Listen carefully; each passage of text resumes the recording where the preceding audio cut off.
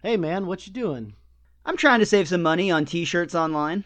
Well, don't you know, trying is the first step towards failure. You should just go to popthreads.com right now and use the discount code Simpsons so you can save 15% on all your t-shirt orders. Ay caramba, these t-shirts are awesome. I just ordered the I Choo Choo Choose You shirt. Is there a picture of a train on it? There is a picture of a train on it, and they have a bunch of other Simpsons shirts too, as well as current television shows and movies, all at popthreads.com. So you should choose popthreads.com. And remember to use that discount code Simpsons so you can save 15% at checkout. That's a lot of dough! Hello again, everyone. Welcome back to the Best Darn Diddly Review Show. This is a weekly podcast for anyone who loves The Simpsons, or ever has loved The Simpsons, hosted by two dudes that grew up on The Simpsons. My name is Miles, better known as MrMostDaysOff. Today, we have the beginning, the first episode, and the first time on our new one-episode format. We are going to be talking about fan favorite episode, Camp Krusty. But I will not be taking you on this journey alone, no. Returning, once again for the fourth season, your co-host with the most, Richie the WizKid. How are you today, Rich? I was doing just fine until you called the episode Camp Krusty Butt. I mean, I don't know that episode. I remember Camp Krusty, but not Camp Krusty Butt. That's a personal problem. I don't like to talk about it on the air. I am wearing my Camp Bart shirt, of course. From this very episode. Yes, very much so. So thank you, popthreads.com, for hooking me up with a good discount. Use Simpsons at checkout. Saved me 15% off this bad boy, and it's great. I love it. People tell me I wear it too much, actually. It's my new favorite shirt.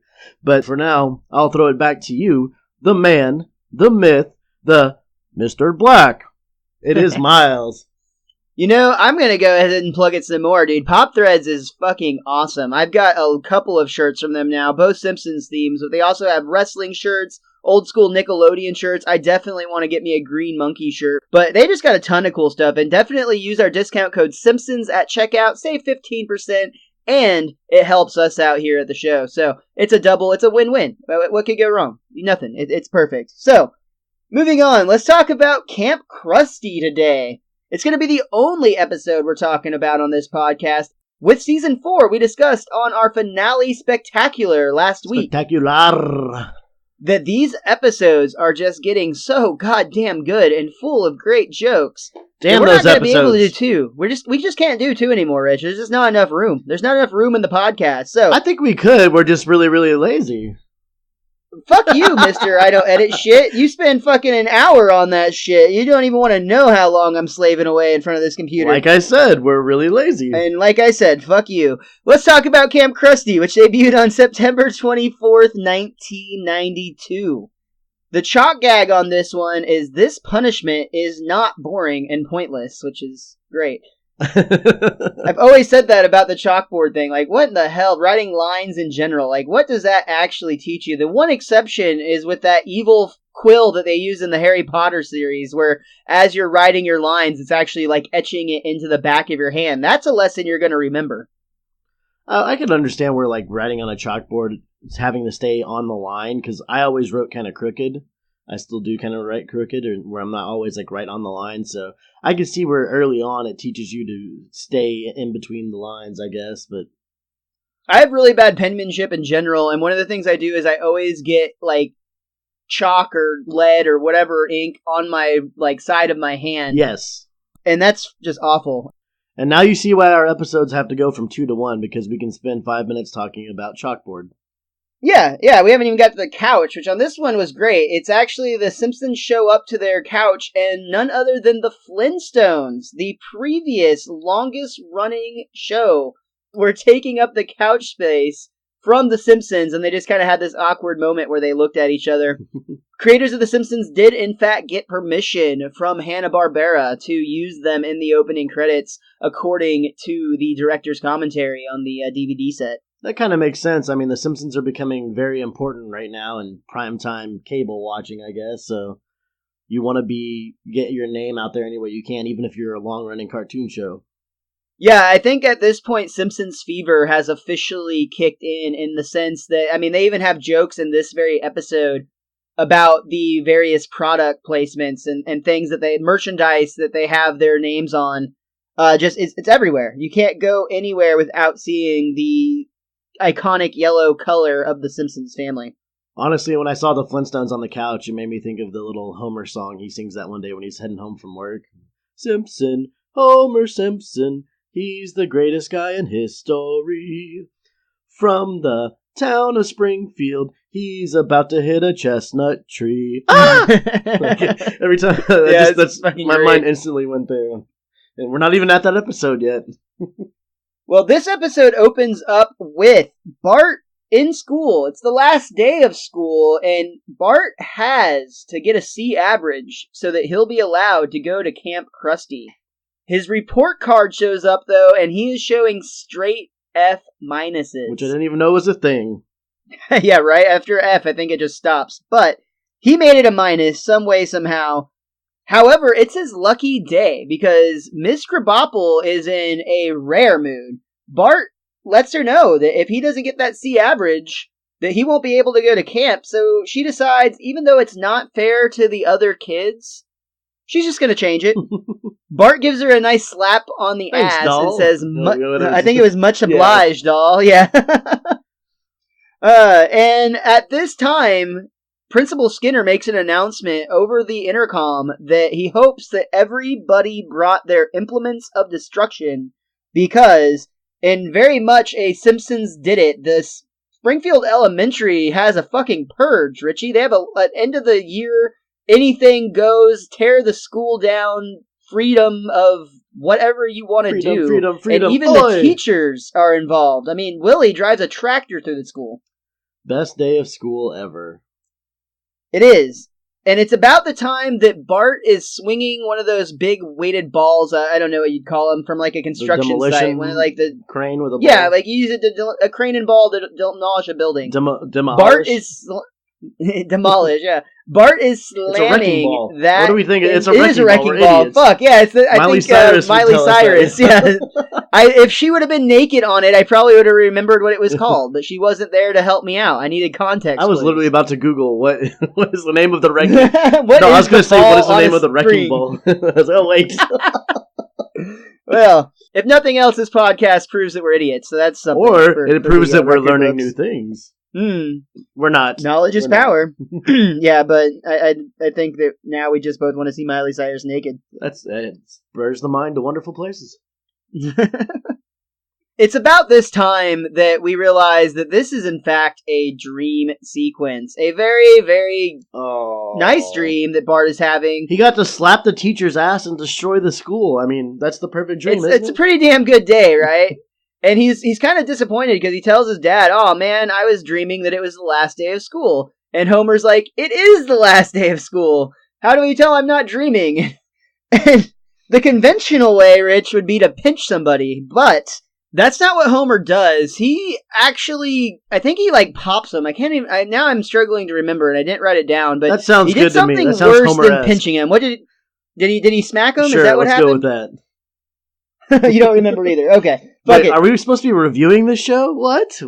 I only watched it 3 times. I don't know what more you want from me. I can't write down the whole damn thing.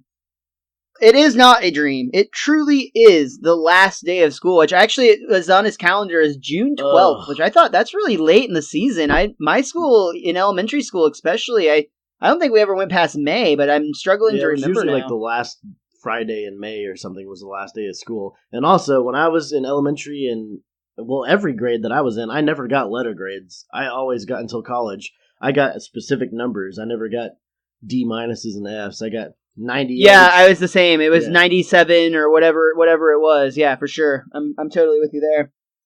The dream may have been a lot of fantasy, but one thing that was real is Bart and Homer really do have that arrangement. Bart has to make C's, or he does not get to go to Camp Krusty. Now, Lisa's not too worried about it, of course, but Bart, actually, he kind of is. I love there's a line here when Bart's kind of already, before he even gets his real grades, he's trying to weasel out of the deal, and Homer brings up that, Bart, you have to learn, if you want something in life, you've got to work for it. Now shut up so I can hear the lottery numbers. I like that part too. I like before that when they announced the deal, where Marge is like, Homer, remember what you promised the kids? And he goes, sure do. When you're 18, you're out the door. They're just talking about the Camp Krusty agreement. Or Marge was. Yeah, I love that, yeah. Well, Bart gets to school, and I don't know if this was intentional, but I think it had to have been. Like, it just doesn't make sense not to. Or it's probably an even smarter joke that I don't get. But Bart opens his locker, and the combination is 36, 24, 36. Perfect female and those body. Numbers immediately, I recognize them immediately. It is supposedly the perfect female body. However, where I know it from is Baby Got Back. Don't want none unless you got buns, hun. Exactly. I just thought that was interesting that happened to be the locker combination. Like I said, they actually did not say anything at all about it during the director's commentary, which I was hoping they would.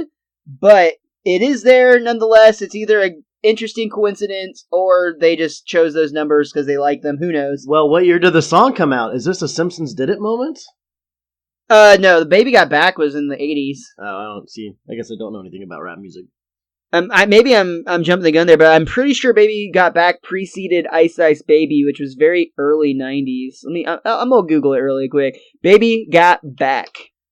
1992. Oh, so shit. Same year. Okay. So I was a little bit off. We need to know the actual day, though, because the episode aired in September. This was released on May 7th, 1992. So I have to assume that this was a very, very popular song. I think that the episodes were already drawn. I think they worked in collaboration. Stop, collaborate, and listen. Ice is back with your brand new invention, or in this case, Sir Mix-a-Lot is. Getting into Bart's locker was also very interesting because he has a lot of stuff in there. It's like an old recorder, what it has to have clearly been a science experiment with a potato that has been very neglected. That smells when that happens too. Oh my god. Oh, dude, everything in there has the smell. I mean, he pulls out his gym shorts and they're so stiff he's able to fold them into a paper airplane.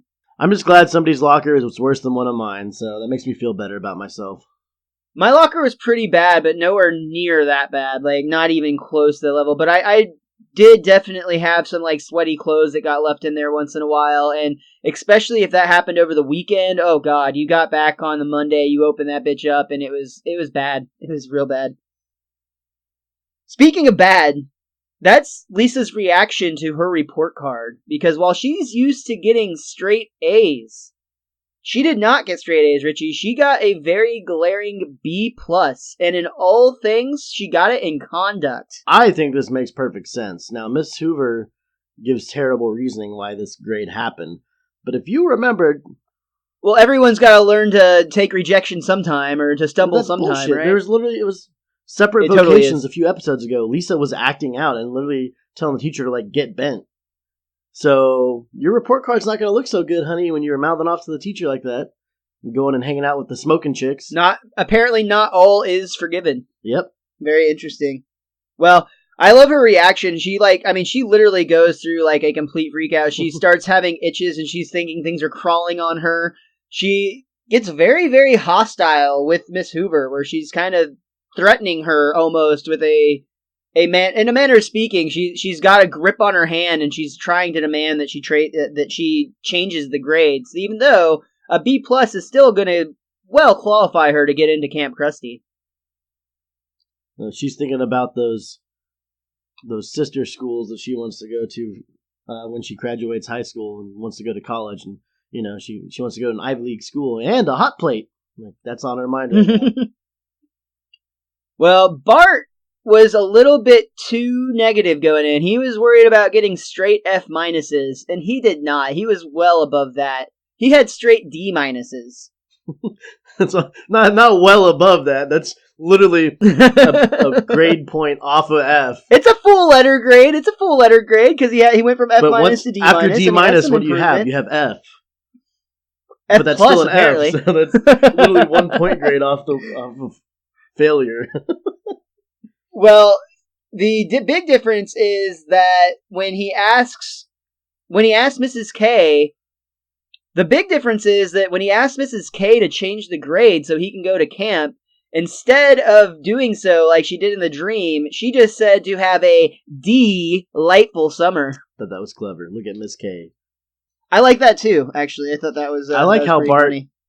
said, all the books are in great and like new condition. He goes, one's even in the original wrapper, and he holds up his math book, and he hasn't even taken the wrapping off of it.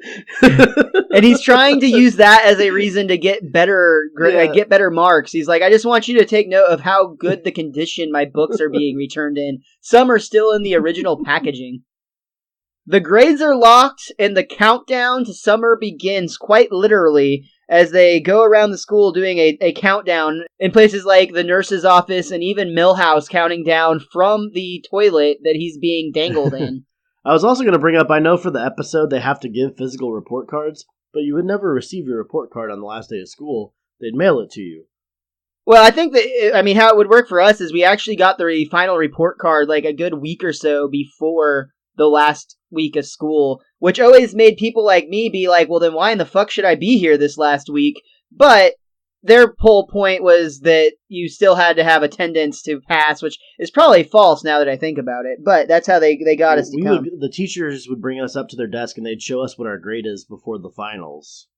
But the grades were never fully official until they had until the last Friday of the year to turn in grades. So we'd always get our last report card in the mail, in the first few weeks of summer, I think. If I remember correctly. Maybe I made all that up. Man, that's like a bomb waiting to happen if you had a bad semester at the end there. You're probably, the first week of your summer is, a crackhead getting up every morning to, check the mailbox to make sure that hasn't arrived so that they can hide it if it does. Okay, Bart. Or change it. I never had that problem. I was a good student up to a certain point. Yeah, I never did either. I had to hide a couple of things in the mail, but it was never anything to do with my grades. Those dildos aren't going to sell themselves.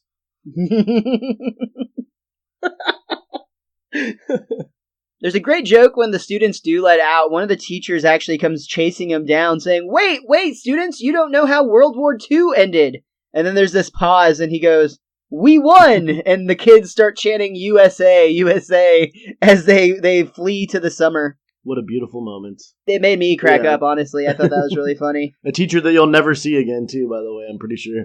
Yeah, I think he's a one and done for sure. There's a great scene right after this in Skinner's office where Willie and Skinner are actually congratulating each other on a school year well done.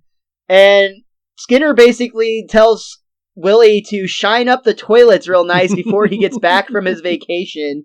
I also liked when he was watching the students topple over a school bus, he said that he has not seen this unfeathered hurly-burly since the fall of Saigon. Another war reference. He's getting to those every time he's on screen now, pretty much. Yeah. On the school bus, Otto's looking forward to 3 months of SpaghettiOs and daytime TV, and Bart is trying to manipulate his report card to make his D pluses look like passing grades. I think he was all D minuses, wasn't he?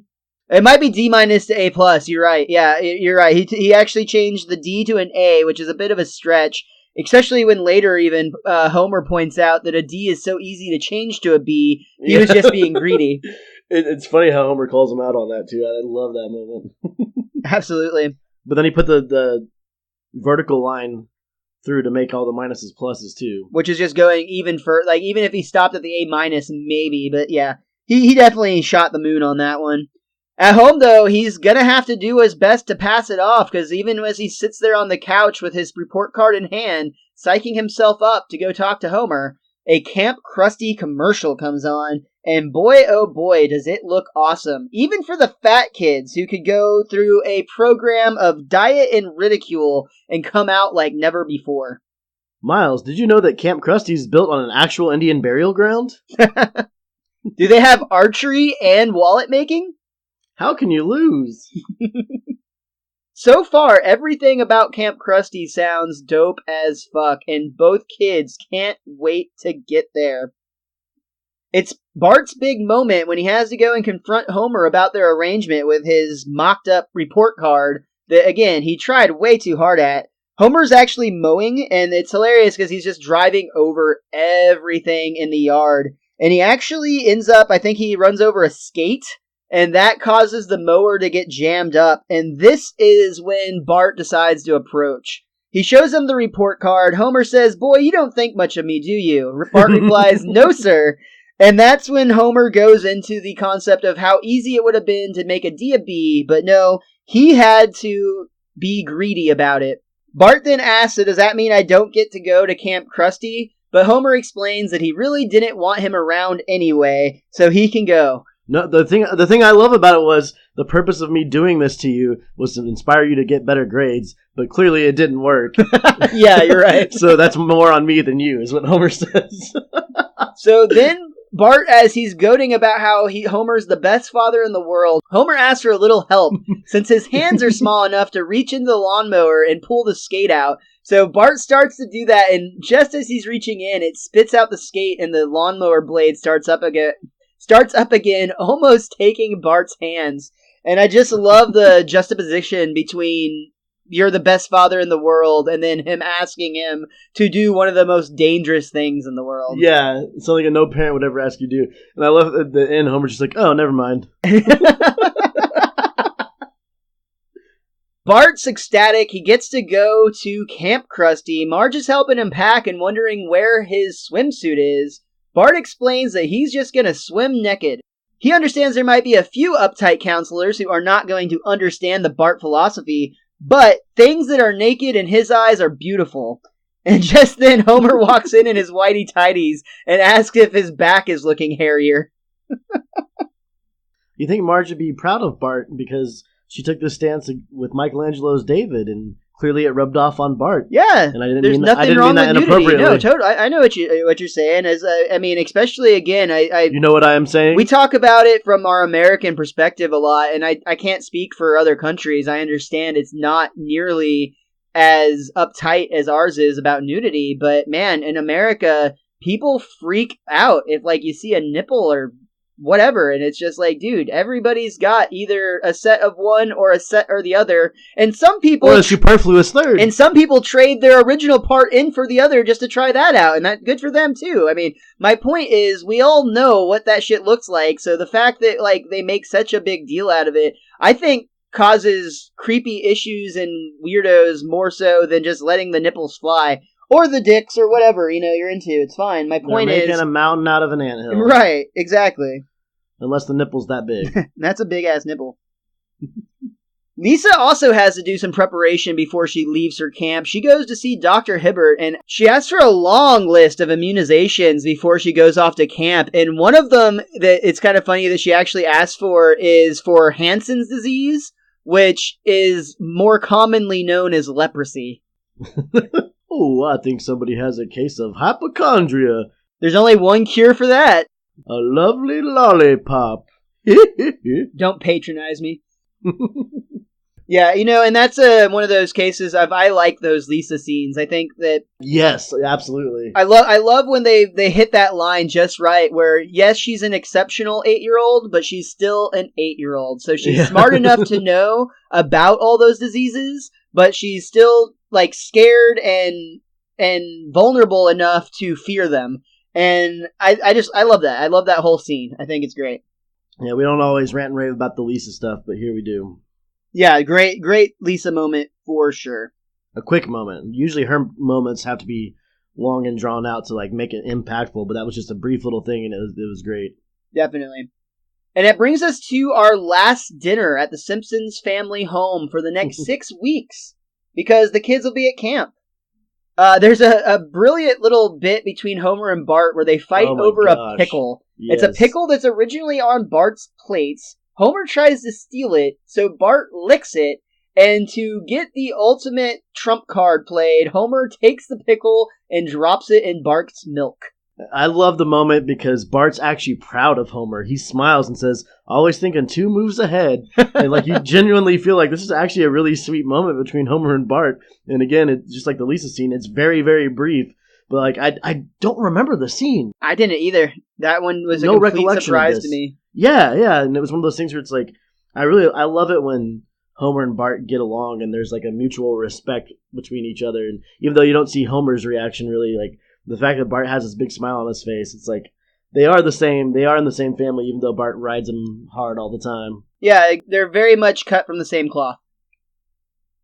The next morning, it's off to camp for the Springfield children, including Martin, who I love this exchange with his parents, because his dad basically says, "Are you excited to go away to image enhancement camp?" "You mean fat camp. Just call it what it is. I know I'm just daddy's chubby little secret." One of the few times Martin gets a good line. Yeah, very, very funny line from Martin. The kids at this point, Bart and Lisa specifically, Bart yells out to stay out of his closet. In fact, it would be better off if they just stayed out of his room altogether. And Lisa mentions that if any of the pets die, that they shouldn't try to replace them. She will know. Both great little lines. That makes me want to go into Bart's room, though, honestly. Yeah, I want to go explore and see what all there is to have. I bet there's a lot of fun. There's going to be booby traps and, like, old food. There's a moment where all the parents look like they're going to be just a little bit sad that their kids are gone. But as soon as that bus is out of sight, it instantly erupts in joyous celebration as the parents essentially have a vacation from their children for the next 6 weeks. Woohoo! And they couldn't be happier about it. In fact, one parent even yells out, "Don't come back," which is a little bit dark.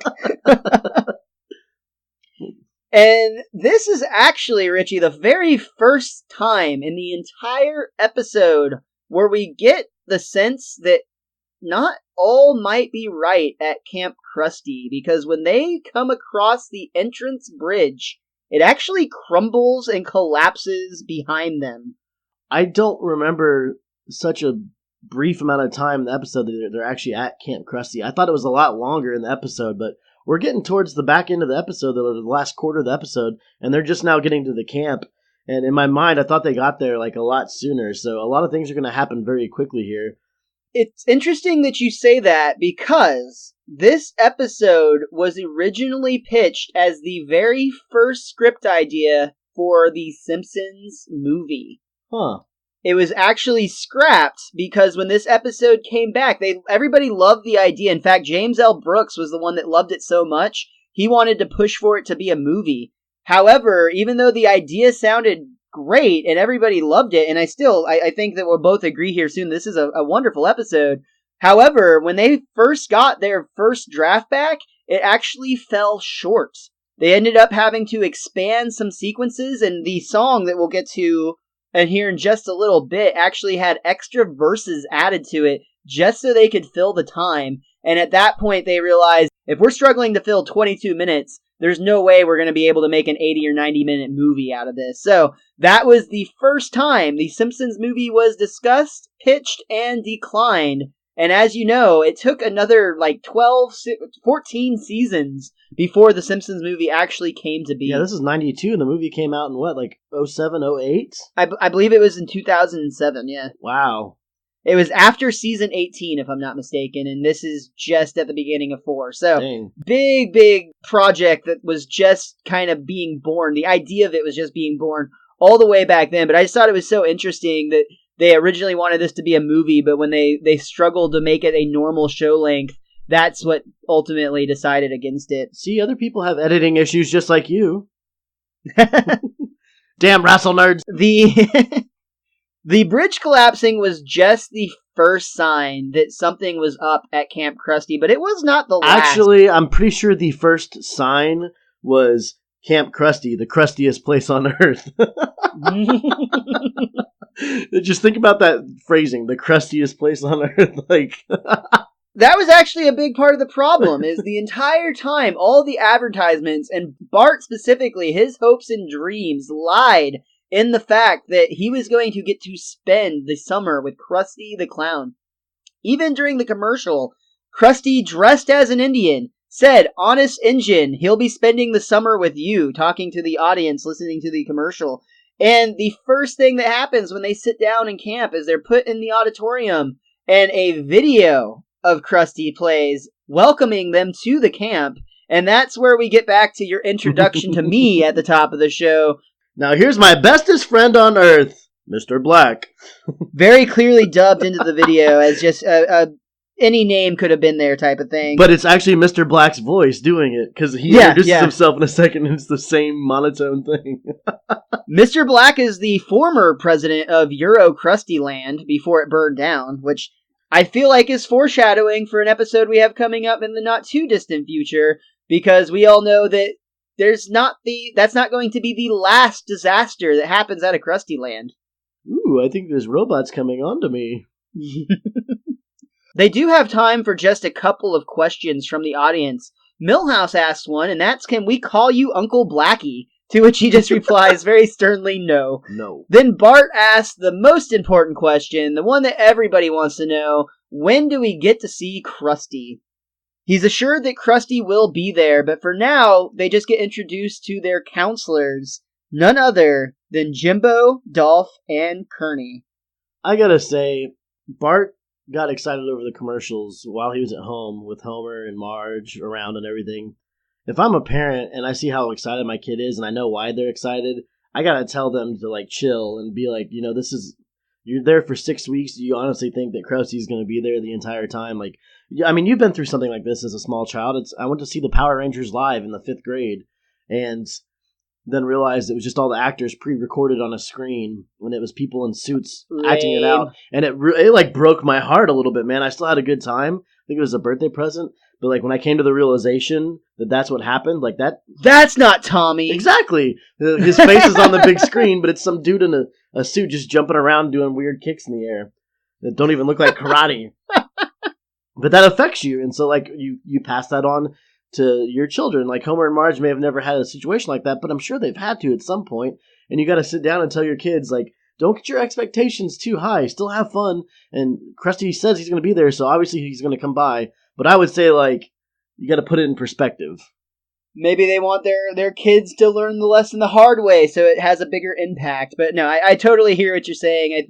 I do think that Bart's excitement... We talked about it on this show. Just our excitement levels going into an episode sometimes affects our enjoyment of them. And Bart has set the expectation for camp so high that even if it was, like, actually awesome, it would probably still be disappointing. And then, of course, the camp that we're about to be introduced to is clearly disappointing. Well, especially when he knows Krusty on a personal level already. Like on a couple of times he's helped him out big. Yeah, big time. But that's kind of the Krusty character, is he's a selfish bastard, and every time Bart helps him out, he's very quick to forget. Yep. Very similar to the way that Monty Burns seems to forget Homer, regardless of how many times Homer and Monty have, to some degree, worked together, or Monty's been helped Burns has been in the Simpsons' homes like 3 or 4 times already. Right. Yeah, big time. Who is this blubbering buffoon, Smithers? Speaking of the Simpsons' home, things are quite literally getting steamy up in the Simpsons shower, because Homer starts to get into the shower. Marge is there saying, "Oh, I'm just about to finish so you can have the shower to yourself." And Homer says, "I don't think so," and steps in so that they can shower together. Somebody better be watching Maggie while that's going on. Bow chica bow wow to the extreme. And this gets back to Homer and Marge actually have a very loving relationship. They quite often get physical with one another, and this lack of children, and I guess your point of having to keep up with Maggie, but still 2/3 of the children you normally have to keep up with are now in your home. And as we'll see throughout this episode, it opens up a lot of opportunities for them to not only just get frisky, but to just spend more time and do more things that they enjoy doing together. It kind of not necessarily paints the greatest light on having kids, to be honest. I think that's the point in a way. But I think you're totally right. Maggie's a Jedi witch, so she's fine. They know that. She's taking care of herself. And we have a lot more to talk about. In fact, we are just getting started with our arrival at Camp Krusty. Before we get to that, let's hear from our Pottern family. Greetings, heathens and harlots. My name is J.D. Blute. And I'm Crises. And we are the Crises vs. Blute show, your world intergender tag team champions. Of the world. We are kinda like Couples Therapy at a Freak Show. And you can find us on all our socials at The KVSB Show. And you can find us on iTunes, Podbean, SoundCloud, Stitcher, Google Play Music, basically anywhere you get your podcasty goodness from. So check us out, and now back to your regular show. So we are finally at Camp Krusty, but things are not going quite as well as the kids had hoped from the ads. Their rustic cabin is a lot more rustic than they expected when they get there, and it's basically a bunch of, like, hole-torn hammocks, and they even have a snake crawling through it. Yeah, no one was really that freaked out about the snake part. Yeah, I mean, it was on its way out, but still, you got to be a little worried Wasn't about it that. a rattler too? It could have been. I honestly didn't really catch what type of snake it was, but I have a rule on snakes where I'm just going to assume they're poisonous until I don't know any better. Yeah. I lost a disc in disc golf once to a huge snake because of that. I remember that. It was You're wrapped just like, around "Fuck my that fucking disc. What was I supposed to do? It was the last time I went diving headfirst into a big bush of trees, too. I used to just go running in after that stuff all the time, but... That snake really wanted that disc. Yeah, I've never seen anything like it. And it was so, like, the snake was so thick. I was like, what? This is like a residential area. What the hell? Well, Bart, for one, is not worried about the rustic conditions because he knows that Krusty the Clown has put his brand seal of approval, and Krusty wouldn't just put his name on anything. No. He personally checks that each and every product with that seal is something that he would approve of.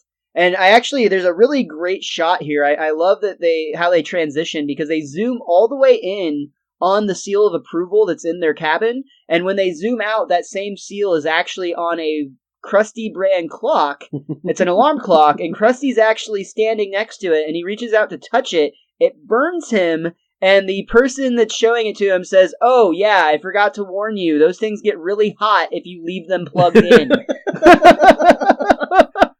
Yeah, but he's okay with it. It then pans over to a bunch of other very shoddy-looking products that look like they're quite the hazard, and Krusty says, yeah, all this stuff is fine, I'm out of here, and he's on his way to Wimbledon. Aw, what a nice Krusty. While Krusty's on vacation, his campers don't get to roast marshmallows. No, they get to roast pine cones, which are not nearly as good crushed between graham crackers, even though they also don't get those. Don't knock it till you try it, man. Probably my favorite little bit in this collection is, it's almost a montage. It might be a montage. I don't know where the lines of short scenes and end and montage begins, but there's a moment here where Lisa is about to get into a canoe that looks quite unsafe. When she brings this to the attention of Dolph, he says it's not going to get any safer. And True literally, point. as she touches her toe to the canoe, the entire thing just collapses into the rocky rapids. This thing is a lawsuit waiting to happen. But my thing is, like, when you get in the canoe, the current's going to pull you way too far. So where's the other dock to where you stop at? Like... Yeah, it's going to be fucking hard to row that thing upstream. But Lisa should be fine, because I thought the Simpsons all fell off a waterfall back in Simpsons Gone Wild or whatever. What was the first season episode? Did they all go over the waterfall on that one? I think it was just Bart and Homer. Okay. They go over the waterfall. I could be misremembering. Because, yeah, they go off, remember, because they go off and they actually go through the bush that causes them to fall off the waterfall. That's after they had already separated and left the women back at camp. Right. All except for Maggie, who tagged along. Mm-hmm. Gotcha.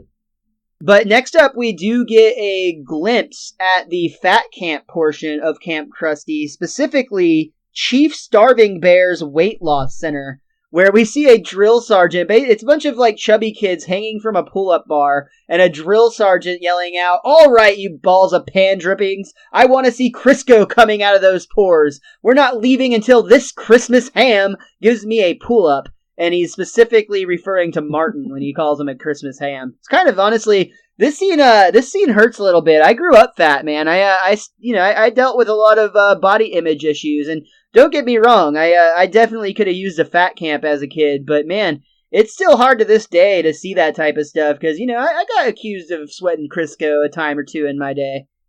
And see, you're going opposite. You're a fat kid, and you're getting to be a skinnier adult, and I was the skinny kid, and I'm becoming a fat adult. Yeah, I'm not gonna lie, dude, for all the times it would piss me off in, like, college whenever I'd have to, like, throw my game down on a chick, and then you'd walk in the room and they'd be like, "Oh, who's your roommate?" And I'd be like, "Fuck you, Richie." Well, you need to get in line behind those ladies then, if that's what you want. And then I stopped eating and got fat. You didn't stop drinking, though, sir. Let's be honest. Beer doesn't help anything. Those Guinness, your beer of choice is Guinness. No, that's like my number 2 or 3 now. I haven't had a Guinness in a long time. I think since St. Patty's Day, which was like a month ago. Right on. 1 month Guinness free. I referred to the Camp Krusty song earlier, and as I mentioned, they struggled to get this episode to length, so they actually had to throw a few verses in. Hail to thee, Camp Krusty. By the shores of Big Snake Lake, though your swings are rusty, we know they'll never break. Louder, faster! From your gleaming mess hall to your hallowed baseball field. I love Bart falling through the ground there. Infirmary, where all our wounds are healed. Hail to thee, Camp Krusty. Below Mount Below Mount Avalanche, we will always love Camp Krusty. A registered trademark of the Krusty Corporation, all rights reserved. I was curious as to which verses were added, because they actually said too that they even ended up adding more verses to this when it came out on the Simpsons Yellow album, I believe it was. Huh. Yeah, I was gonna say I had songs in the key of Springfield. I didn't have the Yellow album, I don't think. Maybe I did, but I don't remember having it. Well, I do know that they had some sort of issue financially. Lawyers got involved, so that CD got delayed many times. Possibly it only had a select release. I really don't know, but I did hear on the director's commentary that there was multiple versions of the Camp Krusty song, and they just basically kept adding verses to make it longer and longer. They kind of do a little montage moment as this song is being sung, and actually I love that it all ends. I mentioned Bart falls through the grass when he's chasing a fly ball. When they're in the infirmary, the woman uses the kid's cast to light her cigarette, and then it blows her smoke in the kid's face. Bart falls in a ditch hole. Actually, he didn't fall in the grass. He falls in this huge ditch, in a giant hole in the grass. Yeah.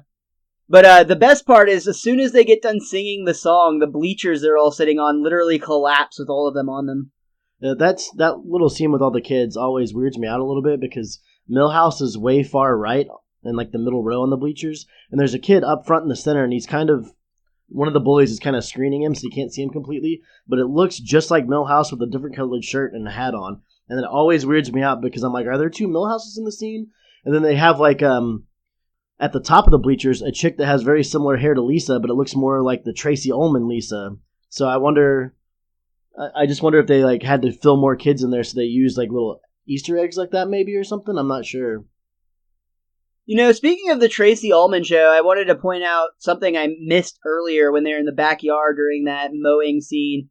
This is one of the last instances that the tree in the Simpsons' backyard is drawn purple, which is a carryover from the Tracy Ullman show. They used to draw things in a much more surreal way with a lot of more unnatural colors. But as the show aged and matured, they started making it look more and more realistic. And one of the ways they did that is they actually made trees look like trees. But if you're watching this and you see the scene in the backyard, you'll notice the tree trunk is actually a very, very obvious purple color. So after this, you're saying the snozberries taste like snozberries? Indeed. A lot of that, too, I don't know if this is correlated or not, but it would make sense. This was actually the last episode to be animated at Klasky Zupo, which we've talked about a couple of times. They've had more than one instance of issues dealing with that company. I wonder if, what I was talking about last week, if after this you see a little bit of animation style change. That could be. You mentioned that you don't think that the golden era of The Simpsons has started yet, and potentially this could be the moment that that's happening. Very interesting. Back at camp, I love this scene where Lisa is actually, just to show the difference in how the counselors have it versus how the campers have it. Lisa goes to the mess hall and says, "Oh my god, are you serving gruel?" And one of the bullies is actually behind the bully counselor is behind the cafeteria line, and he says, "No, this is Krusty brand imitation gruel. 9 out of 10 orphans can't tell the difference." I wish I had the Krusty brand seal of approval on it. Yeah, that would have been good. The very next scene, though, is all three counselors toasting Mr. Black, asking for another brandy as they toast to evil. Mr. Black. One really positive side effect at the Simpsons home of not having the kids around is Homer is losing weight and his hair is actually growing back. He tells Marge he's just this close to having a comb-over. Is that where we get back and Lisa and Bart are trying to sleep? Because I actually really like the little talk between the two of them real quickly where they're trying to fall asleep and Lisa says, I feel like I'm going to die, Bart. Well, we're all going to die, Lise. I mean, soon. So do I.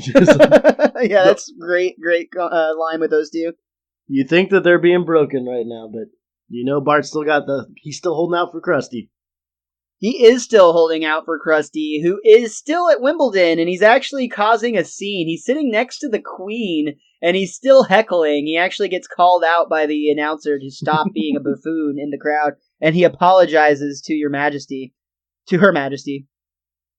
At this point, we see the Simpsons kid get a letter from home, including some of Marge's jelly bean cookies. Ugh. I'd be willing to try one of those. Are you kidding me? That doesn't sound good at all to me, honestly. The combination of those two things just don't go together in my mind. But hey, I do you like M&Ms on cookies? Of course, it's chocolate. That's way different. It's candy-coated chocolate. Yeah, but it's not a chewable, like, fruit candy in a cookie batter. I don't know. That sounds weird to me.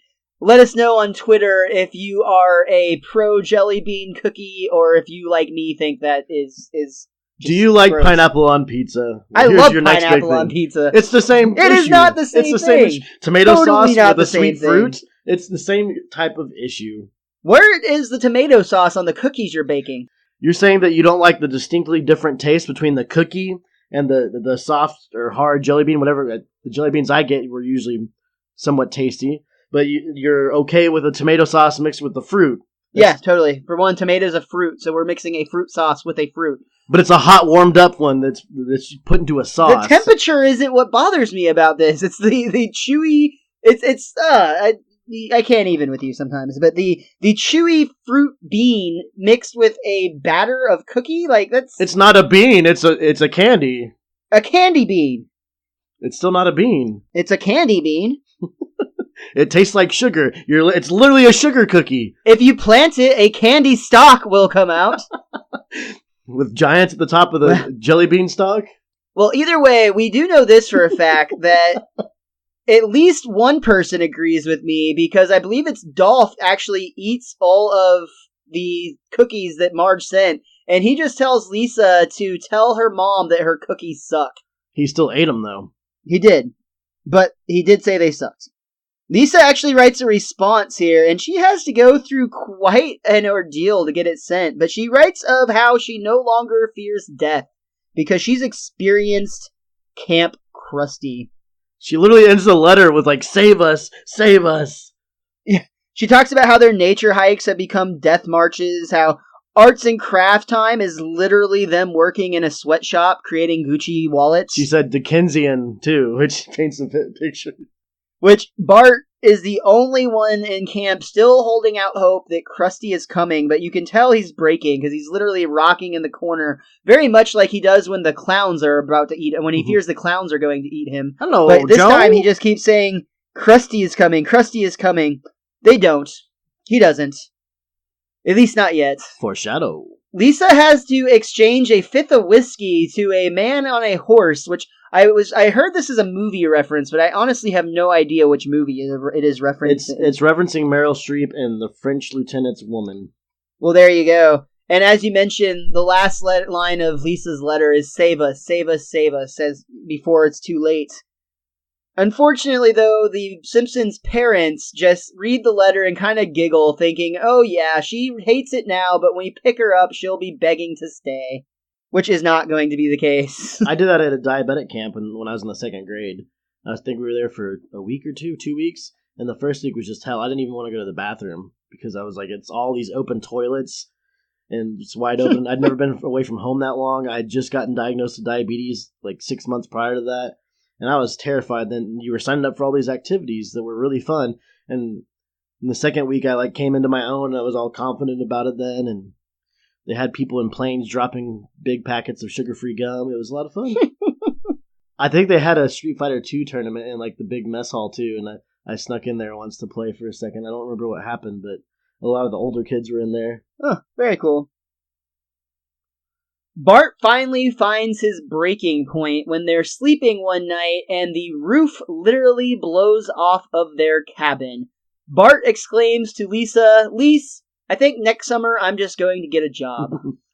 The scene before that where Marge was reading the letter, was that when Homer was doing push-ups in front of the TV? It may have when I mentioned that Homer is, because of seemingly with his kids gone, Homer is the healthiest he's ever been, and Marge even mentioned so in her letter to the kids. Well, what I wanted to point out was Maggie was on Homer's back, and it was just like a shot-for-shot remake of Empire Strikes Back with Yoda being on Luke's back. Nice. I didn't catch that. That's awesome. I don't think it was actually shot for shot, but I just wanted to point out that she could be a Jedi. It was close enough. Yeah, that's fun. There's one last little exchange between Homer and Marge that I really love, where they're having a romantic picnic, and something comes up where they basically are afraid they're going to miss the fireworks because they're getting frisky, essentially, is the idea. But when Homer says, "Oh no, Marge, we've got plenty of fireworks right here," I love that he actually reaches over and he has an actual box of fireworks just hanging out, waiting to light off. Double entendre. Just to show how god-awful Camp Krusty really is, in lieu of dinner tonight, they're getting a special presentation.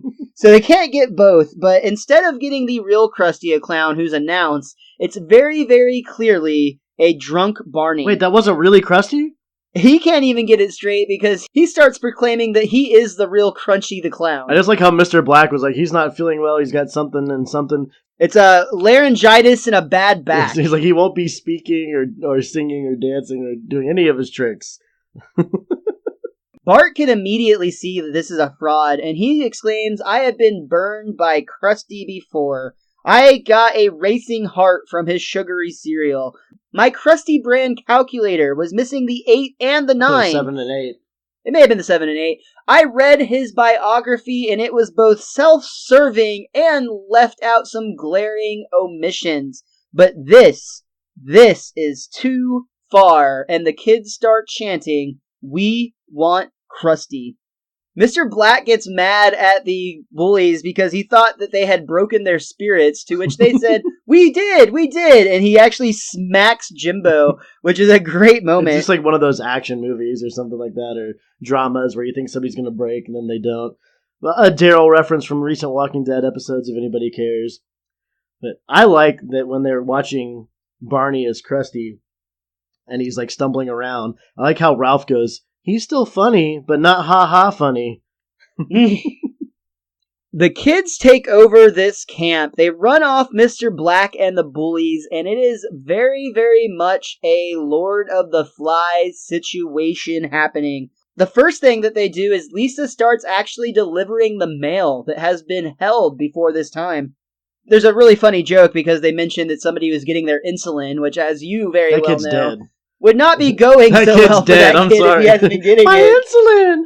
What's really interesting is this is the first time, now this is according to IMDb, but this is the first time that Ralph has been given the surname Wiggum. Oh. And I'll mention, too, that this was a very, very oddly drawn Ralph. Like, he looked very strange, and they even mentioned that in the director's commentary, that they're not really sure what happened there, but he definitely did not look like he normally does. And I also want to point out that at this time, it has not been clearly stated that Ralph is actually Police Chief Wiggum's son. That is, as we know, going to be the case. But at this time, that has not been solidified. This is the first time, like I mentioned, we actually get his surname of Wiggum. And the moment I know Richie had to mark out for, they changed the flag at Camp Krusty. They had decided on Camp Freedom, but Bart decided that Camp Bart had more zing to it. Yeah, he's right. It's a great little symbol, too, I think. The Bart skull head, fantastic. It's a good one. It's a good one. While Krusty's camp is being taken over, he is back in England getting knighted when he gets the news that he might have an issue back in Springfield. When you get that call and they say Springfield, you gotta just be like, ugh. Well, I love that while Homer and Marge are actually doing yoga together, there's a news interruption that pops up, Crisis at Camp Krusty, and immediately Homer is just saying, please don't be the boy, please don't be the boy. Did they spell crisis with a K? They did spell crisis So with a literally, K. like Camp Krusty is 2 Ks and crisis is a K. It's so, KKK. Yeah, like, brilliant little joke. Well, Kent Brockman starts out by saying, folks, I've been to Vietnam, Korea, Afghanistan, and Iraq, and believe me when I say this isn't hyperbole, when I say this is 1,000 times worse than any of those, or all of those combined. Absolutely just over the top Brockman. I love it.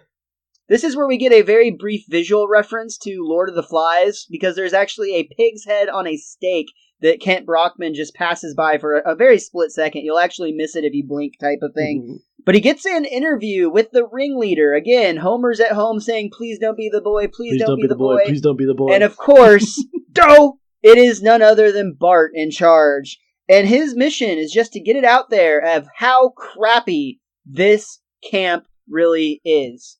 By the way, can I say crappy on TV?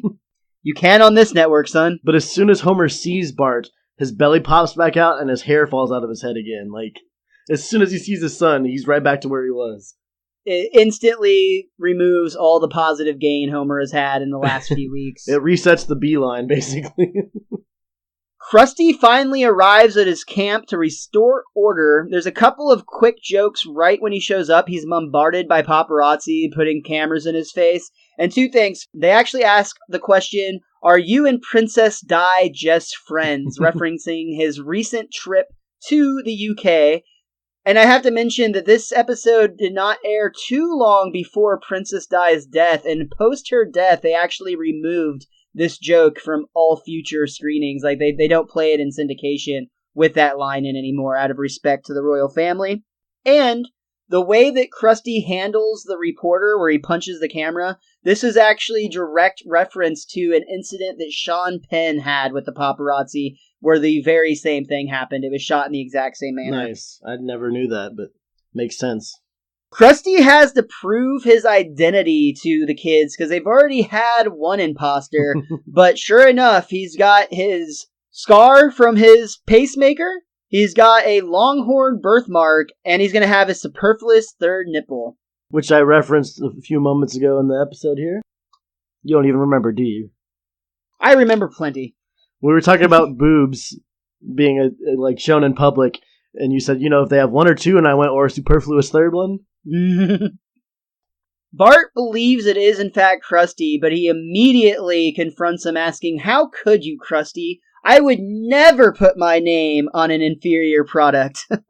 This is actually where this song starts in the CD, the songs in the Key of Springfield. How could you, Krusty? I never lend my name to an inferior product. They drove a dump truck full of money up to my house. I'm not made of stone. Krusty, this camp was a nightmare. They fed us gruel. They forced us to make wallets for export, and one of the campers was eaten by a bear. Oh my God! Well, actually, the bear just ate his hat. Was it a nice hat? Oh yeah. Oh my God! How is Krusty ever gonna make this up to the kids, Rich? He says, well, I'm gonna make it all up to you. I'm gonna show you kids the time of your life. Get ready for 2 weeks at the happiest place on earth, Tijuana! And all the kids start screaming, yay! Like they know what that means. Well, and then they have a great photo montage of things like, for instance, all of the kids going to a cockfight. Yeah. They help Krusty, who's passed out drunk in a gutter, and Bart even gets an I Caramba tattoo across his belly, which I think is the second tattoo he's gotten in the series so far. He had a rub-on tattoo at one point, I thought. Well, he had the I Love Mother tattoo he got all the way back in season 1. South of the border, down Mexico way. That's where I fell in love when stars above came out to play. And now as I wonder, my thoughts ever stray. South of the border, down Mexico way. Do do do do. And I know you're going to find this hard to believe, but we did not get Frank Sinatra to come in today. This is the WizKid, ladies and gentlemen. And just for a tender while I kissed the smile upon her face, for it was fiesta, and we were so gay. south of the border, down Mexico way. Those mission bells told me that I must not stray. One more time, guys. South of the border, down Mexico way. And then you get the Simpsons little tune where it goes, do-do-do-do-do-do-do-do-do, ole! And that quite literally brings us all the way through the credits. Again, that I know it's going to be tough for some of you to believe, but that was not Frank Sinatra. We did not bring in a professional. That was just the WizKid doing a damn good impression. It wasn't Frank Sinatra on The Simpsons show either, but it was someone that sounded an awful lot like him. Yeah, very much so. I forgot the actual name of the guy. I'm sure I have it. That does bring us to the end of the episode. Rich, is there anything that you or that book of yours want to add before we get out of here? I'm going to admit something right now. I've never seen the movie Apocalypse Now, and I know being a movie buff, I should probably watch it at some point, but my book, The Simpsons, A Complete Guide to Our Favorite Family, points out that the post-overthrow of Camp Krusty is similar to Kurtz's camp in Apocalypse Now. So that means there was a whole lot of references in this episode. It also brought up an interesting fact. There is a kid streaking in the aisle of the bus when they're on their way to the camp, and the book points out that he looks strikingly similar to the kid who streaked through the Aw Fudge factory in Bart the Murderer. So we have a streaker on our hands, ladies and gentlemen. And it's not just me for once. You've got company. Competition is how I view it. I've shared enough trivia about this episode. This was another one I had high hopes for, and I think was a great way to kick off the 4th season. We've got plenty more where that came from, though. We have tons of classic episodes right on our horizon we will be getting to very, very shortly. But for now, Richie, is there anything you want to plug? You guys should know by now, but if you don't, you can always follow me on Twitter. I'm at thewiz_kid23. While you're on Twitter, also go ahead and give our show a follow. Our show's at Best Darn Diddly. That's DIDDLY. And I am at MrMostDaysOff on Twitter and Instagram. Also, give the Fans Podcast a follow. That's Steve the Fan, the person that puts this network together. Does a great job and puts on a ton of great podcasts, so check that out. Other than that, we are excited to get moving into Season 4 next week with A Streetcar Named Marge. Hail to thee, Camp Krusty. And remember, everyone, be cromulent to each other.